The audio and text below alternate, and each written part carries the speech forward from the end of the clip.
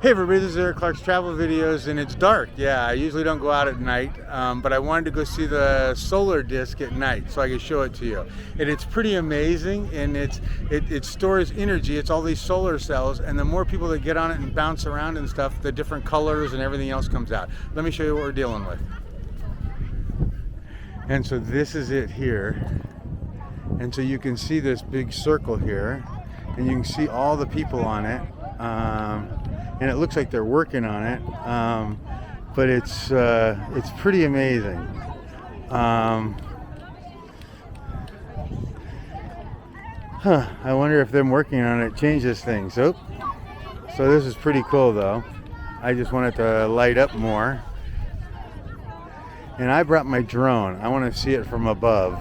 I think that'd be pretty cool. Wow. Wow, look at that. Is that amazing? And it's pretty big. It's, you know, a good size disc. Very cool. All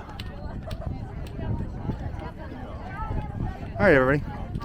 That's it for the solar disc. I'm going to do my drone. Bye.